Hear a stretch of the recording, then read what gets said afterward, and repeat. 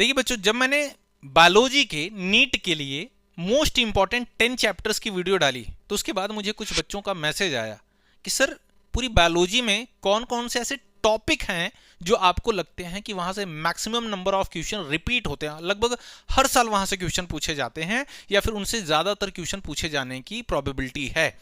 ठीक है, मैं आपको बता दूं 25 ऐसे मोस्ट इंपॉर्टेंट टॉपिक हैं जहां से लगभग हर साल क्वेश्चन फ्रेम होते हैं। सिर्फ 25 टॉपिक। क्वेश्चन तो कोई नहीं बता सकता कि यही क्वेश्चन आएगा, क्योंकि क्वेश्चन तो फ्रेम जो होता है वो थोड़ा घुमा फिरा कर भी होता है, लेकिन मैं आपको बता दूं टॉपिक जो है वो रिपीट होते हैं, सेम टॉपिक से क्वेश्चन पूछ लिए जाते हैं। ठीक है, तो मैं आपको वो टॉपिक बताने वाला हूं। चैप्टर की वीडियो मैंने ऑलरेडी अपलोड कर दी है, और हाँ, चैनल पर पहली बार है तो चैनल को सब्सक्राइब कर लो, दोस्तों के साथ भी शेयर कर दो। ठीक है, आइए स्टार्ट करते हैं। सबसे पहले मैं अगर बात करूं बच्चों, तो मियोसिस से आप देखेंगे, मियोसिस और माइटोसिस से लगभग हर साल क्वेश्चन पूछ लिए जाते हैं। ठीक है, हर साल लगभग क्वेश्चन आते हैं, बिना माइटोसिस मियोसिस के क्वेश्चन ही फ्रेम नहीं होता। तो ये टॉपिक आपको कवर करने हैं। उसके बाद है आपका रेस्पिरेटरी वॉल्यूम एंड कैपेसिटी। जी हाँ, tidal volume, inspiratory reserve volume, ठीक है, एक्सपायरेटरी रिजर्व वॉल्यूम, यहां से आपको क्वेश्चन देखने को ऑलमोस्ट मिल जाते हैं। ठीक है, हर साल 2024 में भी क्वेश्चन पूछा गया था। OHDC, oxygen haemoglobin dissociation curve, इसी चैप्टर में है। Breathing and exchange of gases ही वाला जो चैप्टर है उसी में है, तो यहां से भी क्वेश्चन आपको मिल जाते हैं। फिर है पिट्यूटरी ग्लैंड। पिट्यूटरी ग्लैंड में अगर आप देखें, पिट्यूटरी ग्लैंड के पार्ट, उनसे सेक्रेट होने वाले हार्मोन्स, उन हार्मोन के फंक्शन, वहां से क्वेश्चन आते हैं। ठीक है, फिर उसके बाद आप देखते हैं थायराइड और पैराथायराइड ग्लैंड से भी क्वेश्चन आ जाते हैं। ठीक है, उसके बाद अगर बच्चों में बात करूं तो हार्ट से क्वेश्चन आ जाता है। ठीक है, लाइट रिएक्शन और डार्क रिएक्शन। लाइट रिएक्शन में आप पढ़ते हैं cyclic and non cyclic photophosphorylation, वो आपको पढ़ लेना है। डार्क रिएक्शन में आप पढ़ते हैं C3 साइकिल और C4 साइकिल, वहां से क्वेश्चन आ जाता है। ठीक है, फोटोसिंथेसिस वाले चैप्टर में आपको मिलेगा। प्लांट हार्मोन की बात करें तो प्लांट हार्मोन में आप जनरली आप देखते हैं कि प्लांट हार्मोन से क्वेश्चन आ जाते हैं। 5 हार्मोन है, आपको पता है, auxin, cytokinin, gibberellin, ethylene, abscisic acid. Mainly मैं आपको बता दूं ऑक्सिन एंड इथाइलिन, है ना। इथाइलिन क्या है बेटा, ये एक राइपनिंग हार्मोन है, गैसियस, ओनली गैसियस हार्मोन है। मोस्ट ऑफ द केस में इनसे क्वेश्चन फ्रेम होता है, लेकिन पढ़ना क्या, बाकी सब नहीं पढ़ने, पढ़ने हैं, बिल्कुल पढ़ने हैं आपको। ठीक है, बाकी सभी अब पढ़ेंगे, लेकिन ज्यादातर फोकस किस पे रखेंगे, इथाइलिन और ऑक्सिन पे। क्लियर है बच्चों। फिर उसके बाद मैं बात करूं डीएनए रेप्लिकेशन। ठीक है, semi conservative mode of replication से भी क्वेश्चन पूछ लेता है। डीएनए रेप्लिकेट कैसे होता है उसकी भी प्रोसेस पूछ लेता है। अगर आपने डीएनए रेप्लिकेशन पढ़ा तो आपको एक चीज समझ में आ जाएगी कि पीसीआर कैसे होगा। ठीक है, क्योंकि पीसीआर में भी तो 1 से 2 ही डीएनए बनाना है, तो आपको मैकेनिज्म समझ में आ जाएगी। ठीक है, यहां से भी क्वेश्चन काफी फ्रेम होते हैं। फिर है genetic code, starter codon, terminating codon, UAA, UAG, UGA, यहां से क्वेश्चन पूछे जाते हैं, या फिर उनके फीचर्स पूछ लिए जाते हैं, या फिर आपसे पूछ लेगा कि जो AUG है उसको कौन कोड करता है, कौन ये AUG जो कोडॉन है ये किसको कोड करता है, तो आप बोलेंगे मेथियोनिन। ठीक है, इस तरह से क्वेश्चन पूछ लिए जाते हैं। फिर उसके बाद मैं बात करूं बच्चों, नेक्स्ट है हमारा एल्गी, उसके बाद फंगाई, बैक्टीरिया, वायरस और पॉलिनेशन। ठीक है, एल्गी में आप देखते हैं रेड एल्गी से ज्यादातर क्वेश्चन पूछ लिए जाते हैं। रेड एल्गी आप देखते हैं, रेड एल्गी से अगार अगार मिलता है। ठीक है, वही अगार यूज होता है पीसीआर में, आपको पता है। ठीक है, रेड एल्गी का आप देखते हैं बहुत सारे यूज होता है। फिर उसके बाद फंगाई आप देखते हैं जनरली यीस्ट, बेकर यीस्ट भी होता है, ब्रेवर यीस्ट भी होता है। ठीक है, फंगाई में और भी आप देखेंगे जैसे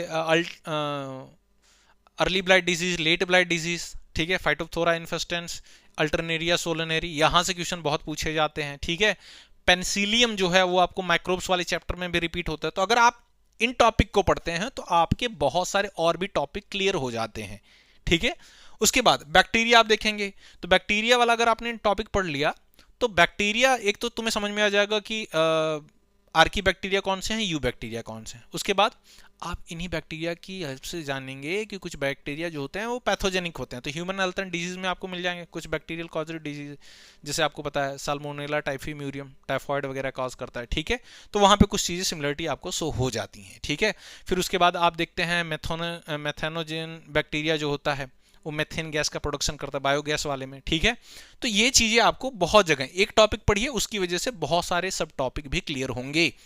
वायरस की मैं बात करूं, सेम चीज है। अगर आपने वायरस पढ़ लिया, टीएमवी वगैरह पढ़ लिया, ठीक है, तो वायरस की वजह से आप फिर उसके बाद आपको बैक्टीरियोफेज भी समझ में आ जाएगा, ठीक है। प्रियॉन्स वगैरह क्या होते हैं वो चीजें आपको पढ़ लेनी है, ठीक है। पॉलिनेशन बहुत ही फेवरेट टॉपिक है, तो पॉलिनेशन से बहुत सारे क्वेश्चन पूछे गए हैं, ठीक है। जनरली तो पॉलिनेशन से क्वेश्चन आ ही जाता है। मेंडेलियन डिसऑर्डर मैंने बोला था, ठीक है, ये तो पूरा मेंडल बाबा को मैंने रखा है, ये रखो, ठीक है।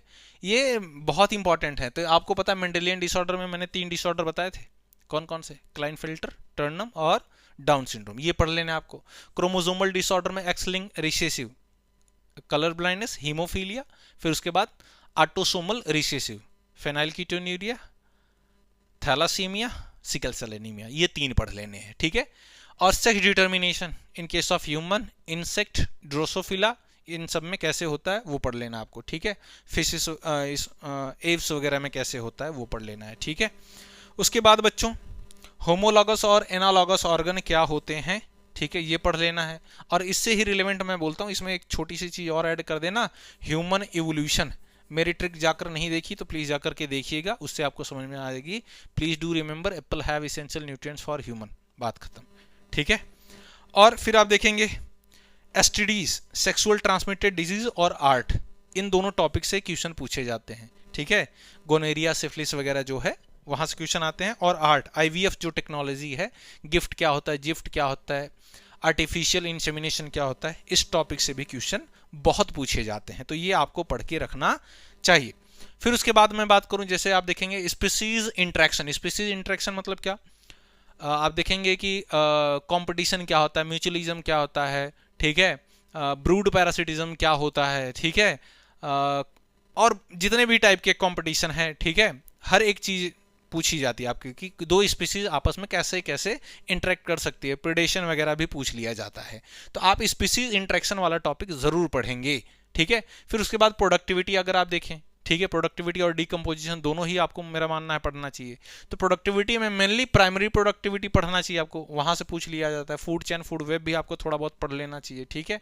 और डीएनए का स्ट्रक्चर, फंक्शन, ये सारी चीजें, ठीक है। ऑटोकैटालिटिक फंक्शन, हेटेरोकैटालिटिक फंक्शन, डीएनए के बारे में आपको सब कुछ पता होना चाहिए कि डीएनए क्या है, कैसे बना है, एडेनिन, प्यूरिन, पिरिमिडीन क्या होते हैं, ठीक है, किसका किसके साथ बॉन्डिंग होगा, कितने हाइड्रोजन बॉन्ड बनेंगे, एक न्यूक्लियोटाइड दूसरे न्यूक्लियोटाइड से कैसे बाइंड होता है, ठीक है, उनका डायमीटर कितना है, उनके बीच में पिच कितनी है, ये सारी चीजें आपको पता होनी चाहिए, ठीक है। वहां से क्वेश्चन फ्रेम होते हैं। आई होप सो चीजें आपको समझ में आई होंगी। वीडियो अच्छी लगी हो लाइक करें, अपने दोस्तों के साथ शेयर करें, चैनल पर पहली बार है तो सब्सक्राइब करें। मिलते हैं आपसे नेक्स्ट वीडियो में एक नई इन्फॉर्मेशन के साथ, तब तक के लिए जय हिंद।